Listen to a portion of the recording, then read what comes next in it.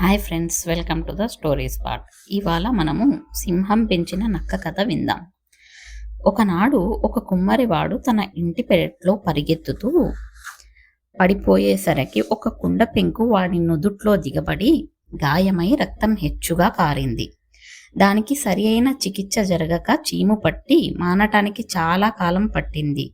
గాయం మానాక కూడా దాని తాలూకు మచ్చ భయంకరంగా మిగిలిపోయింది. తరువాత కొంతకాలానికి కుమ్మరి ఉండే ప్రాంతంలో కరువు వచ్చింది. అందుచేత కుమ్మరి తన దేశం విడిచి దూర ప్రాంతంలో ఒక రాజు వద్ద కొలువు చేయబోయాడు. ఆ రాజు వాడి నుదిటి మీద గల భయంకరమైన మచ్చను చూసి, వీడు గొప్ప వీరుడై ఉంటాడు, యుద్ధంలో వెనుకంజ వేయకుండా వీరోచితంగా పోరాడుతూ శత్రువు చేతి కత్తి దెబ్బ తగిలి గాయం తాలూకు మచ్చ ఏర్పడి తన నుదుటిపై ఏర్పడింది, వీడు మన దగ్గర ఉండదగిన వాడే అనుకొని కుమ్మరి వాడికి తన సేవలో మంచి పదవి ఇచ్చి వాడికి ఎన్నో బహుమానాలిచ్చి గౌరవించాడు.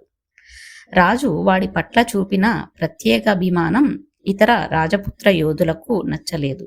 వాళ్ళు కుమ్మరిని చూసి అసూయ పడ్డారు గాని పైకి ఏమీ అనలేదు. ఎందుకంటే రాజుగారికి ఆగ్రహం వస్తుందని ఒకటి, వాడు నిజంగా గొప్ప రాజపుత్ర వీరుడేనన్న నమ్మకం మరొకటిను. కుమ్మరిని తన కొలువులోకి తీసుకున్న కొద్ది కాలానికి రాజుగారికి శత్రురాజుతో యుద్ధం వచ్చింది. ఏనుగులను గుర్రాలను ఆయత్తం చేసి యుద్ధరంగానికి పంపవలసిన యోధులను ఎన్నిక చేశారు.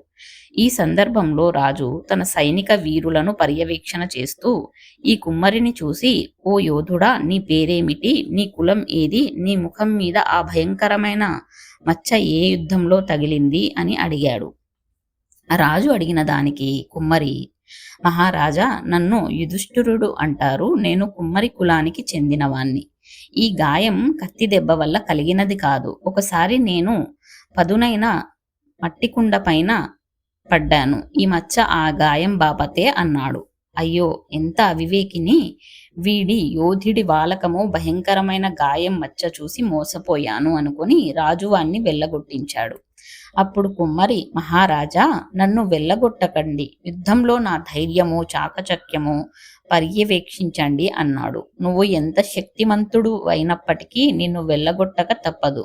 వెనకటి కథలో అన్నట్టుగా నువ్వు ధైర్యం గలవాడివి, అన్ని శాస్త్రాలు చదివిన వాడివి, అందగాడివి అయినప్పటికీ ఓ బిడ్డ, మీ వంశంలో పుట్టినవాడు ఏనుగును చంపలేడు అన్నాడు రాజు.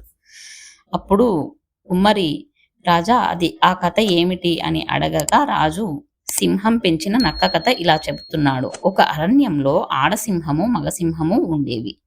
ఆడసింహం అప్పుడే 2 పిల్లలను ఈనింది. మగసింహం రోజు ఏదో జంతువును వేటాడి తెచ్చి ఆడసింహానికి ఆహారంగా ఇచ్చేది.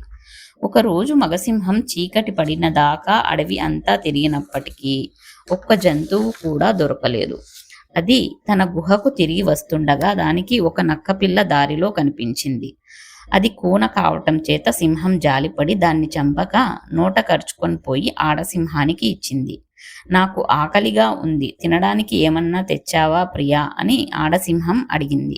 ప్రియురాలా, నాకీ నక్క పిల్ల తప్ప ఇవాళ ఏమీ దొరకలేదు. ఇది కూడా మనలాగా గోళ్ళు కలిగిన మాంసాహారే, పైపెచ్చు కూన, అందుకని నేను దీన్ని చంపలేదు. ఆకలితో చచ్చిపోతున్నప్పుడు కూడా స్త్రీని, బ్రాహ్మణుణ్ణి, పిల్లలను, ముఖ్యంగా తనను ఆశ్రయించిన వారిని చంపరాదంటారు.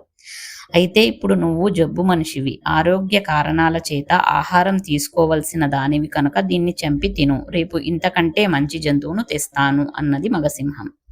ప్రియా, కూన అని నువ్వే చంపనప్పుడు ఆడదాన్ని మాతృమూర్తిని అయి ఉండి నా పొట్ట నింపుకోవడానికి దీన్ని ఎలా చంపను? అవసాన దశలో కూడా నిషిద్ధమైన పని చేయరాదని, కర్తవ్యం మానరాదని ధర్మశాస్త్రాలు చెబుతాయి కదా. అందుచేత నేను ఈ నక్కపిల్లను నా 3వ కొడుకుగా చూసుకుంటాను అని ఆడసింహం నక్కపిల్లకు తన చనుబాలు ఇచ్చింది. బలమైన సింహం పాలు తాగి నక్కపిల్ల పెరిగి చాలా పెద్దదిగాను బలం కలదిగాను తయారైంది. సింహం పిల్లలు నక్కపిల్ల తమ మధ్య గల జాతి భేదం తెలుసుకోకుండా 3 అన్నాదమ్ములలాగా పెరిగి కలిసి ఆడుకుంటూ వచ్చాయి. ఒకరోజు అవి 3 అరణ్యంలో సంచరిస్తూ ఉండగా వాటికి ఒక అడవి ఏనుగు తటస్థపడింది. దాన్ని చూస్తూనే సింహం పిల్లలు రోషంతో దాని మీదికి లంఘించాయి. అప్పుడు నక్క వాటితో, దాని జోలికి పోకండి, అది మీకు జాతి శత్రువు అని చెప్పి అతి వేగంగా సింహం ఉండే నివాసం కేసి పారిపోయింది. సింహం పిల్లలు కూడా తమ అన్న వైఖరి మూలాన ఉత్సాహం చెడి ఏనుగును వదిలేశాయి. శక్తివంతుడైన నాయకుడు తన ధైర్యంతో ఒక సేనను ఉత్తేజపరచగలడు. కానీ వాడు పిరికివాడై పారిపోతే సేన అంతా ధైర్యం కోల్పోయి క్షణాల మీద పలాయనం చేస్తుంది. సింహం పిల్లలు రెండూ ఇంటికి వెళ్లి తమ తల్లిదండ్రులతో తమ అన్న పిరికితనము, అది ఏనుగును చూసి భయం కొద్దీ పారిపోవటము నవ్వుతూ చెప్పాయి. నక్క ఎందుకు మండిపడింది. దాని కళ్ళు ఎరుపెక్కాయి, పెదవులు వణికాయి. అది తన తమ్ముళ్ళ మీద దారుణమైన తిట్లు విసిరింది. దాని ప్రవర్తనకు సింహం పిల్లలలో ఆగ్రహం పెరగసాగింది. అది చూసి తల్లి సింహం తాను పాలిచ్చి పెంచిన నక్కను కాపాడడం కోసం, నాయనా వాళ్లను అలా అనరాదు, వాళ్ళు నీ తమ్ముళ్ళు కదా అన్నది. ఈ మృదువైన మాటలకు నక్క రెచ్చిపోయి, వీళ్లకు నేను ధైర్యంలో కానీ, విజ్ఞానంలో కానీ, రూపురేఖలలో కానీ ఎందులో తక్కువని నన్ను వెటకారం చేస్తున్నారు. నేను నా ఆత్మగౌరవం నిలుపుకునేటందుకు వీళ్ళని చంపి తీరాలి అన్నది.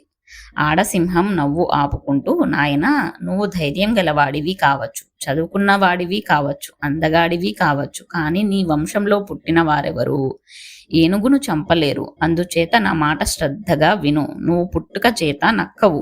నిన్ను చూసి జాలిపడి నీకు నా పాలిచ్చి పెంచాను. నా పిల్లలు ఇంకా పసివాళ్ళు కావటం చేత నువ్వు నక్కవని ఇంకా గ్రహించలేదు. అందుచేత వెంటనే వెళ్ళిపోయి నక్కలతో చేరు, లేకపోతే నా కూనల వల్ల నీకు ప్రాణాపాయం ఉన్నది అన్నది. ఈ మాట విని నక్క ప్రాణభయంతో కంపించిపోతూ పారిపోయి ఇతర నక్కల మధ్య చేరిపోయింది. రాజు ఈ కథ చెప్పి కుమ్మరితో, నువ్వు కుమ్మరివి మాత్రమేనని నా సైనికులకి ఇంకా తెలుసుకోకముందే వెళ్ళిపో, లేకపోతే నిన్ను వాళ్ళు హాస్యం పట్టించి చంపుతారు అన్నాడు.